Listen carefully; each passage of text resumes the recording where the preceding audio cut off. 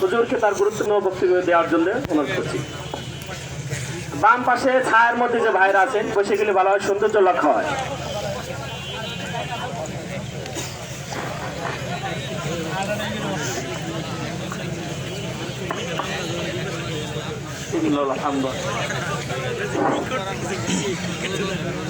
হাজিরিন,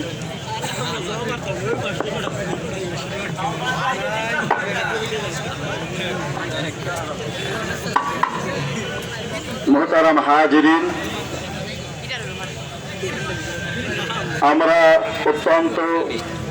আপনারা অত্যন্ত কষ্ট করে আজকের এই কেষ্টপুর ওলামা পরিষদের আজকের এই বিক্ষোভ মিছিল আপনারা একত্রিত হয়েছে।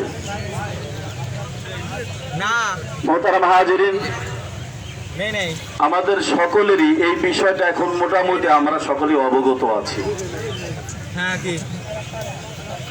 আমার একটা বিষয় হলো জানার, আমরা সকলেই মোমেন মুসলমান। সবাই আওয়াজ দেন, আমরা সকলে মোমেন। আমরা এখানে যারা উপস্থিত আছি, যে যে ধরনের পেশাজীবী হই না কেন, আজ বাংলাদেশ সহকারে বিশ্বের 2.25 কোটি মুসলমান, 250 কোটি মুসলমান, আজ আমরা দাবি করতেছি বাংলাদেশ ফ্রান্সের দূতাবাস আগুন লাগিয়ে দেব। আমরা স্লোগান দিতেছি যে ফ্রান্সের প্রধানমন্ত্রীর কালো হাত ভেঙে যাক, গুড়িয়ে যাক। আজ আমাদের ব্যথা কোথায়? বিশ্বের 200 কোটি মুসলমান,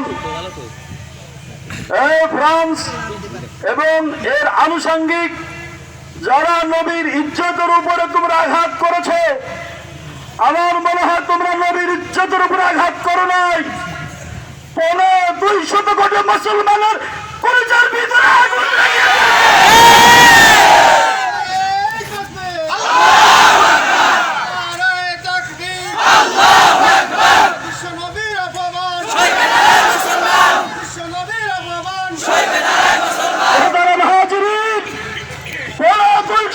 মুসলমানের কলিজা আগুন লেগেছে। তোমরা টুপি দেখেছ, টুপির বিস্ফোরক দেখো নাই। আরে মুসলমান নাম শুনেছ, হুলকার দেখো নাই। জাতিসংঘকে বলতে চাই, কোন ভাঙাচোরা নয়, বিশ্বের মানচিত্র থেকে ফ্রান্সের নাম মুছে দিতে হবে। এই নাম জাতি দেখতে চায় না।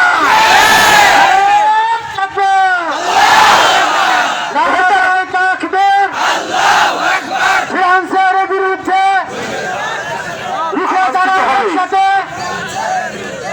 মোহতারাম হাজিরিন, আমাদের দাবি শুধু হাত ভাঙা পাও ভাঙা না, আবারও বলছি জাতিসংঘের তালিকা থেকে ফ্রান্সের নাম বাতিল করতে হবে।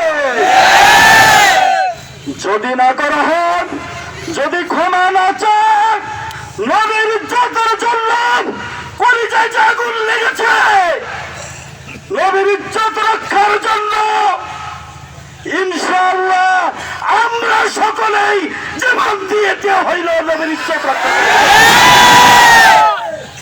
মোহতারাম হাজিরিন, আপনারা গত 2 দিন আগে সদরপুর উপজেলা স্টেডিয়াম মাঠে ওলামা পরিষদের পক্ষ থেকে 5 দফা দাবি করেছে, 6 দফা দাবি করেছেন।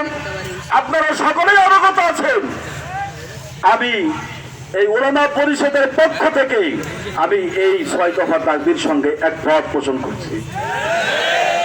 মোহতারাম হাজিরিন, পরিশেষে শুধু ফ্রান্স নয়, যত শক্তিধর রাষ্ট্র হোক, ব্যক্তি হোক, যে কেউ হোক, নবী আল্লাহকে নিয়ে যদি কেউ কটূক্তি করে, ব্যঙ্গচিত্র করে, ইনশাআল্লাহ প্রতিবাদের জন্য জান দেওয়া লাগে, মাল দেওয়া লাগে, জীবন দেওয়া লাগে। কারা কারা তৈরি আছে?